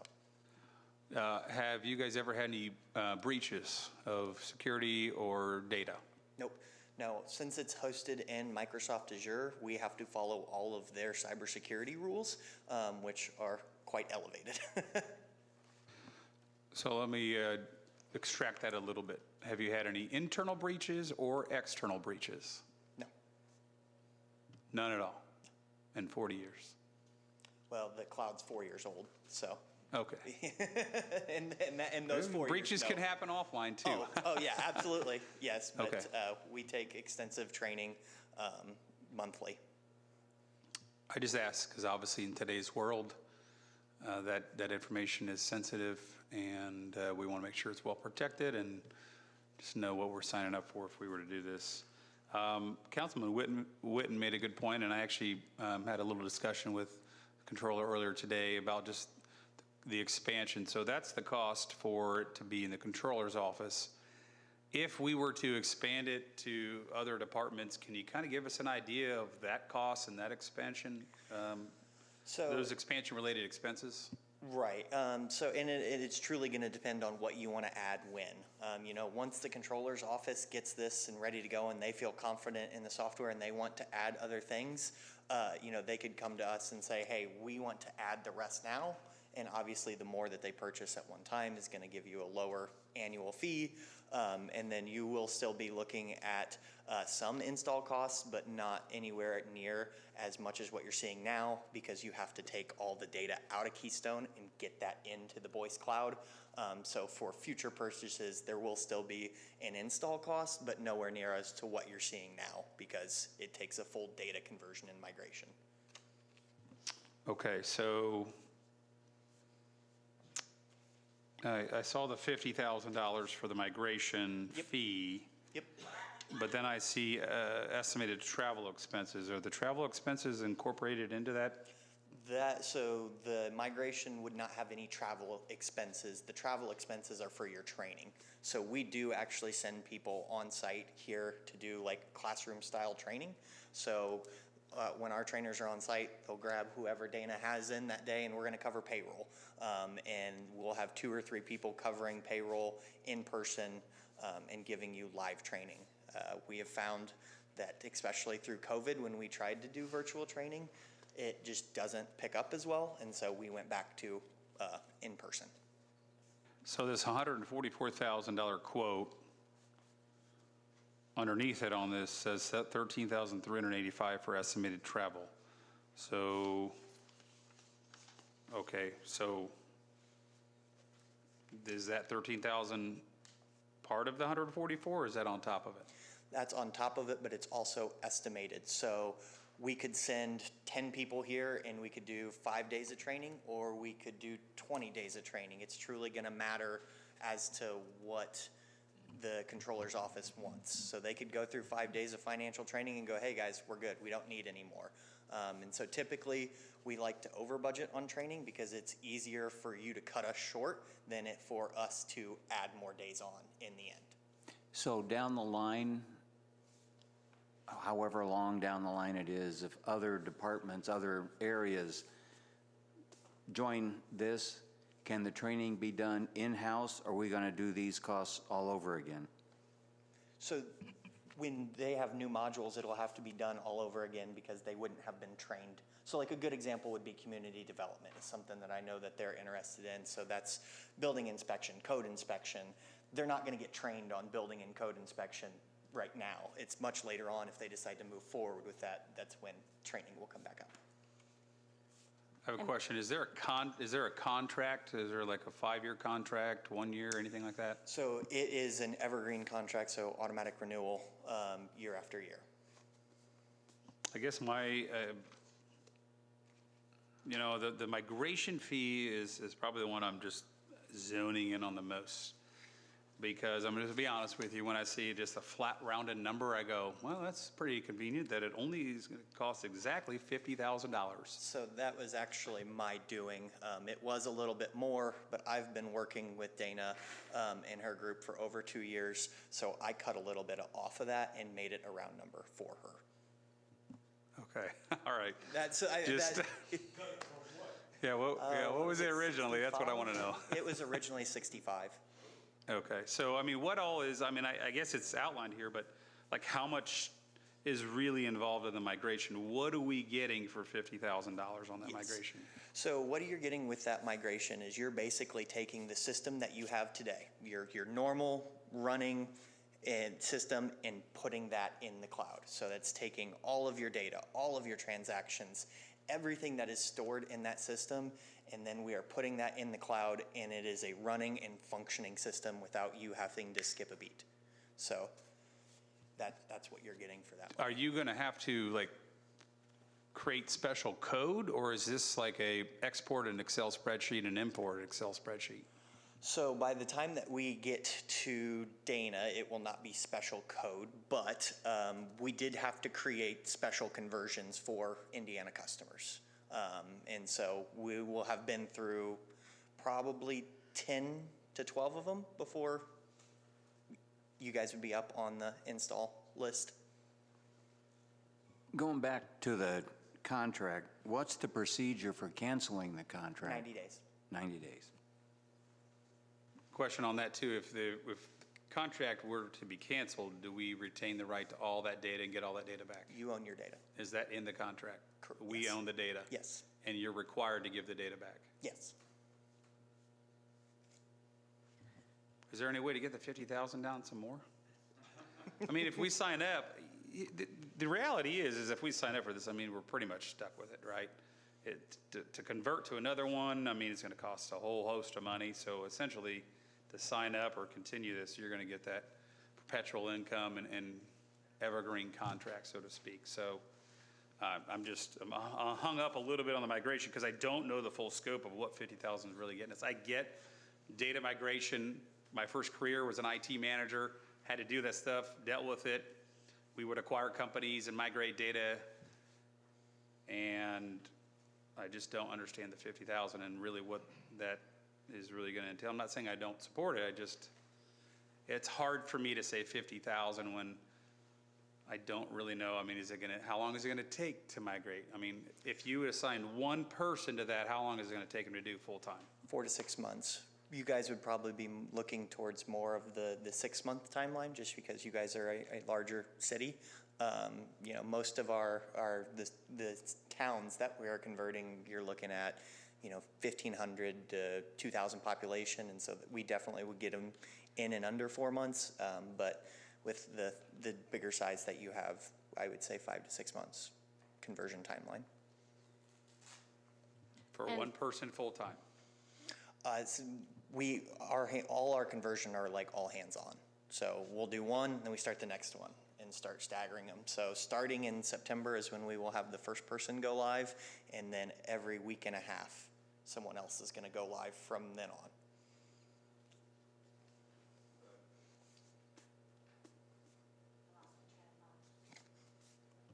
Sorry about that. Councilman Witten.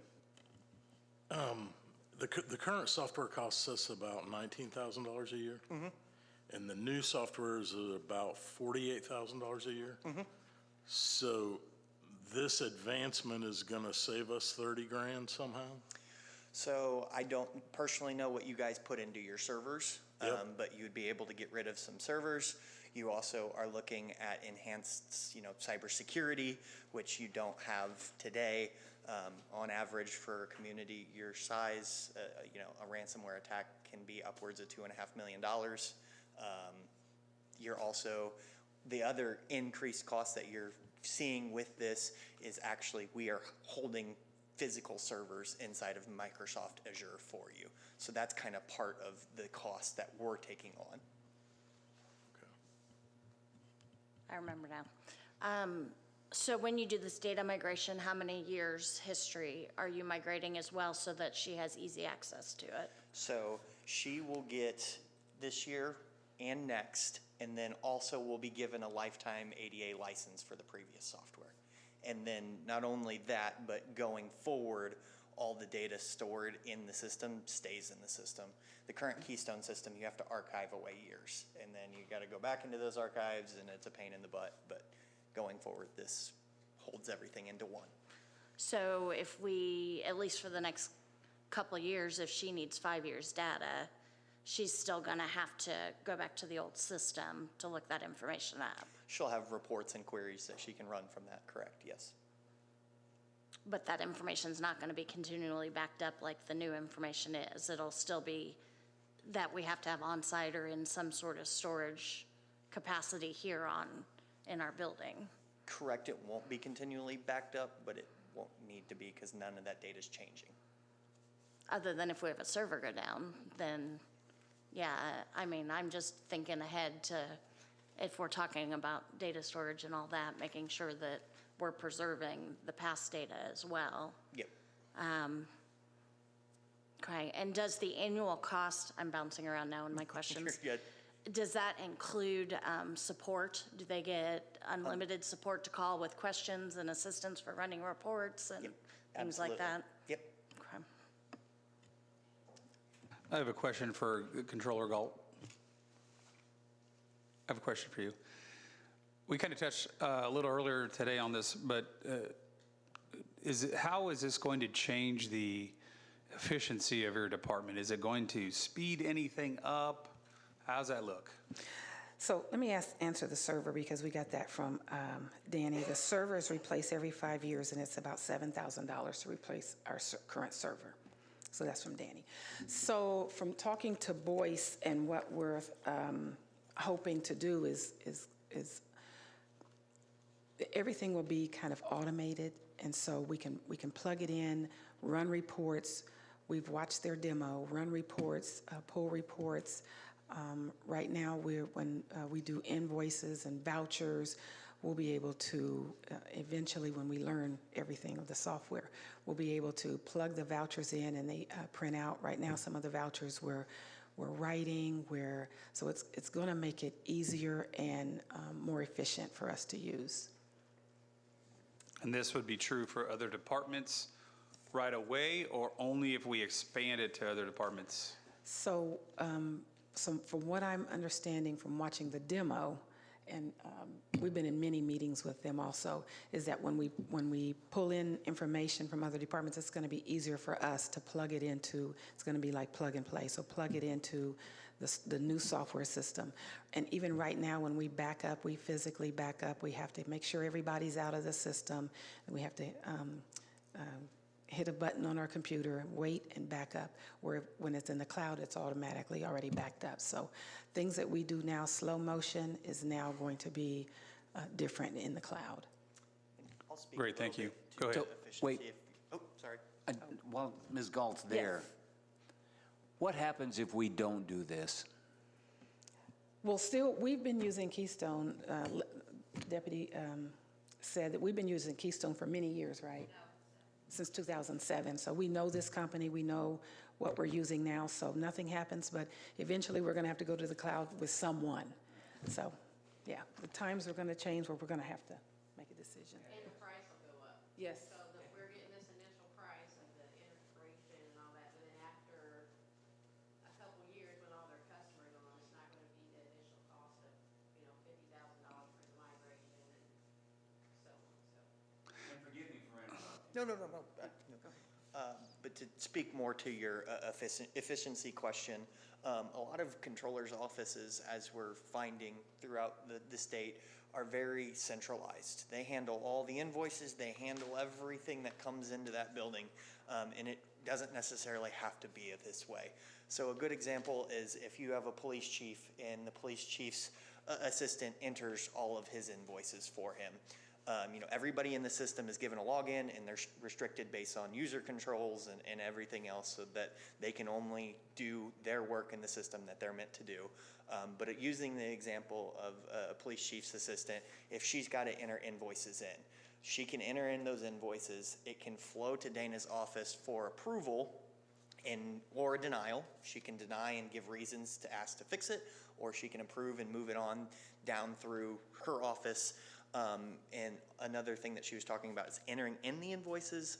We do have scanning capabilities with AI, so she could scan in an invoice and the AI will pop up and populate everything it needs to with an efficiency rating, and you can either accept it or change how you want to put it in the system. And those are just a few things. Yeah, right now they walk up the invoices to the office and drop the hard copy. And so that would be a big change, is to be able to get those invoices faster and receipts quicker to Trixie. Great. And then another question. I thought maybe I heard something about payroll.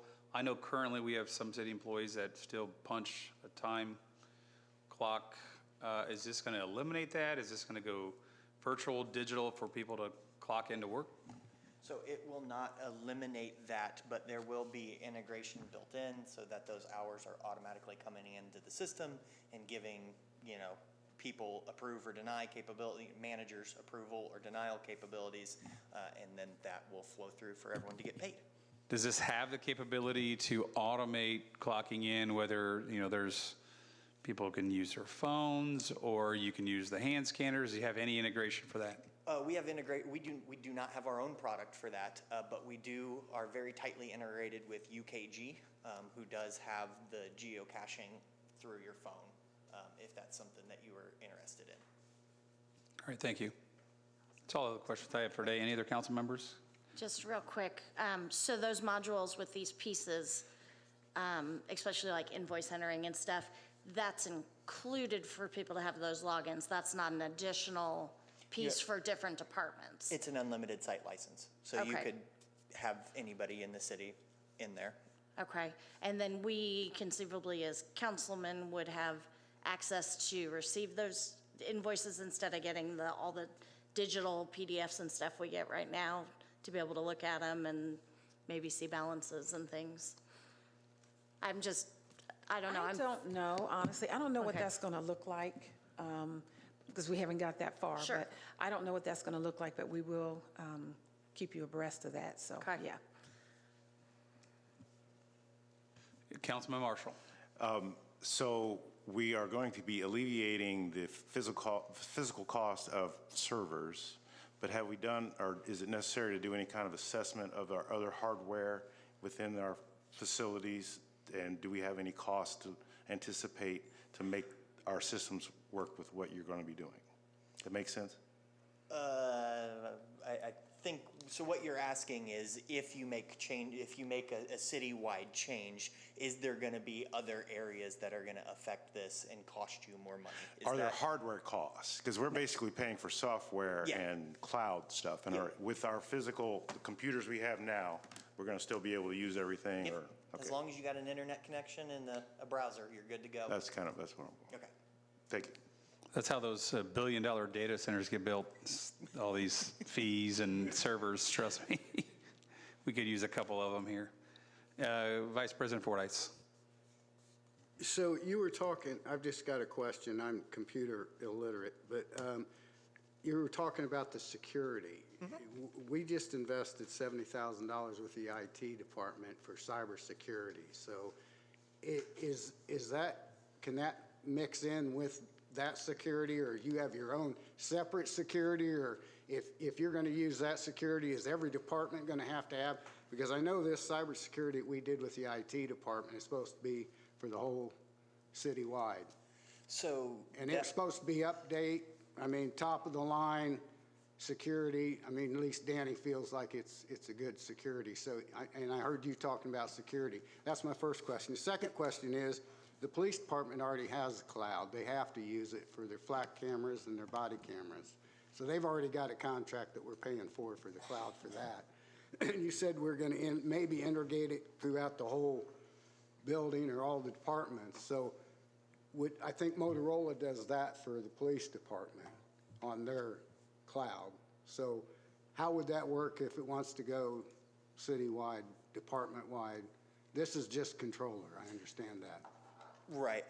So address the cybersecurity first, because we just invested, like I said, in our capital improvement plan, $70,000 for new cybersecurity. Right. And so cybersecurity as a whole for your city, that's definitely a great investment. The thing is here now that you would be moving to the cloud, that is moving risk off of that cybersecurity firm's books and putting all of the onus into Microsoft Azure. So it's still good that you guys have that policy because it's covering much more else than just the controller's department. But it does help that the controller's department is going and moving into a very secure facility. So it would alleviate the controller's security off of that cybersecurity because you've got your own, correct? Yes. Okay.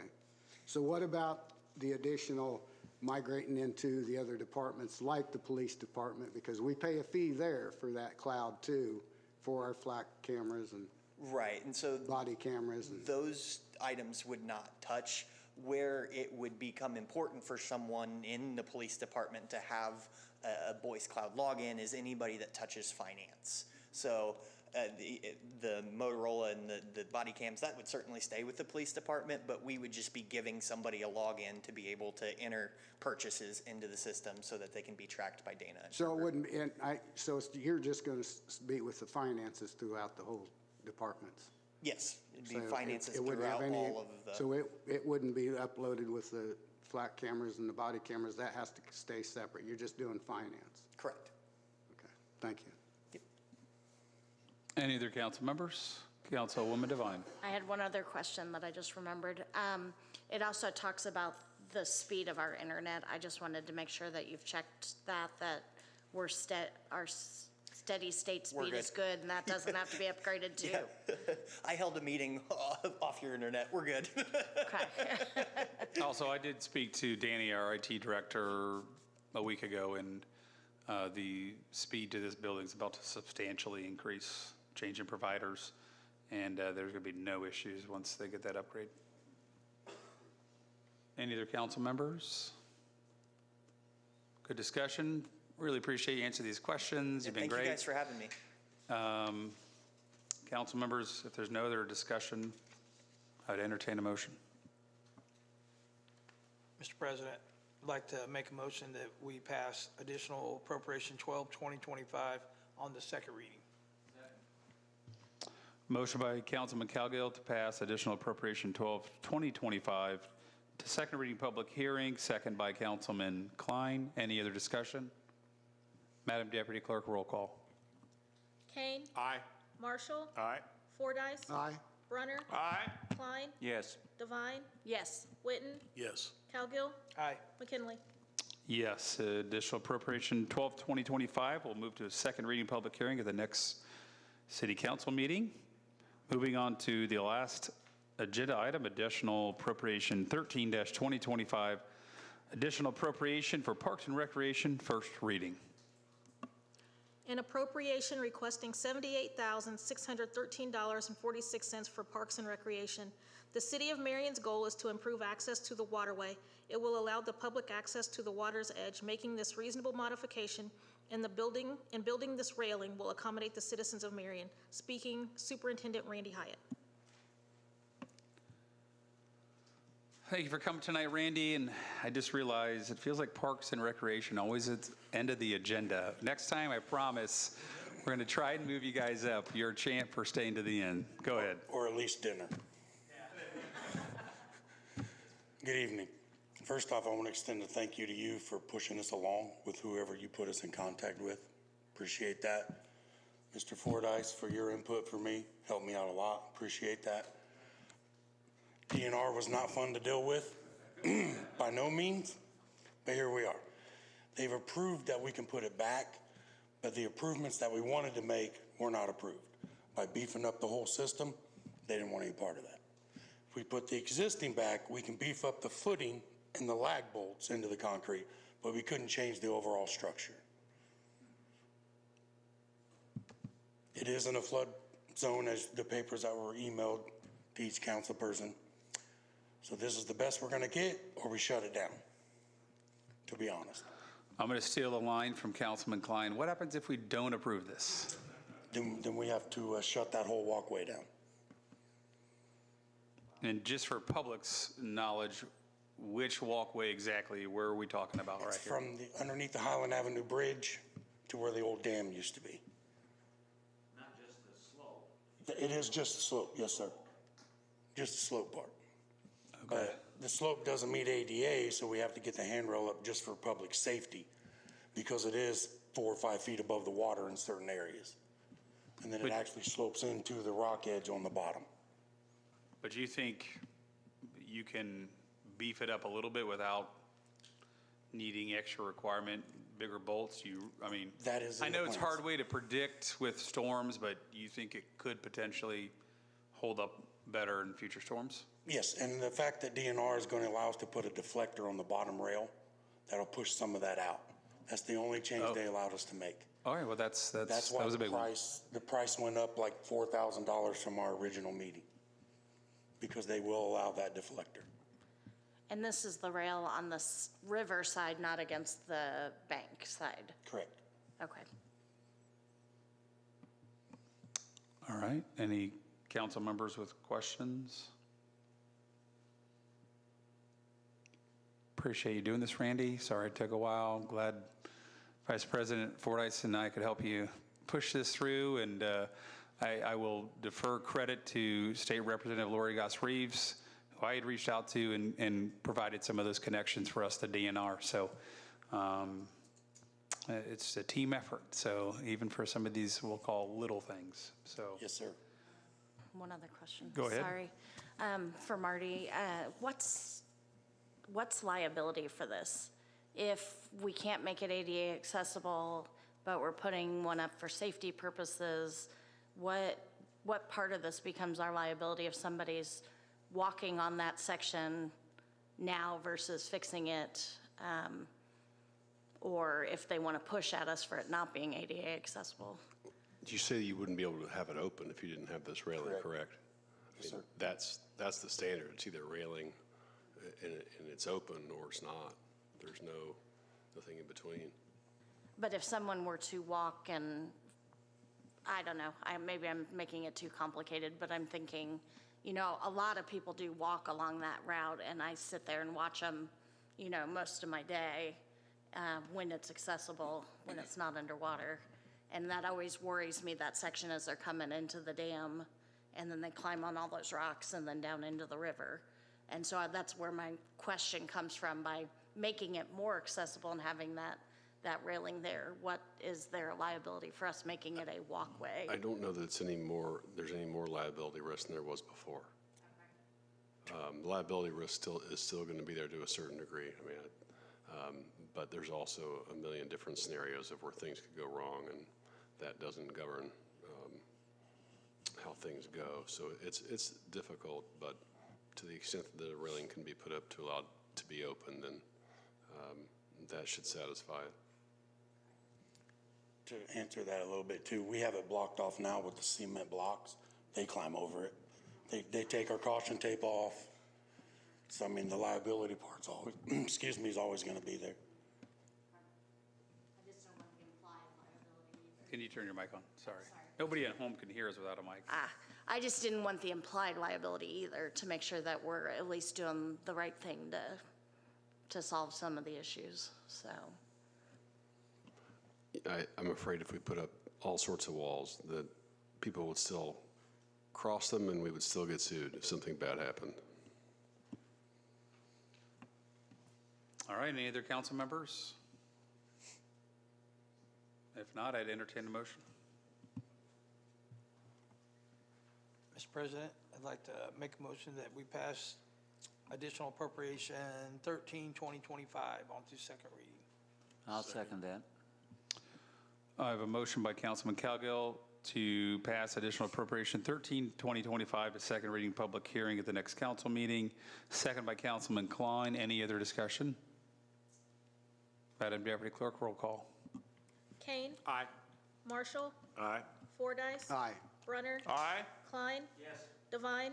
Yes. Witten. Yes. Cowgill. Aye. McKinley.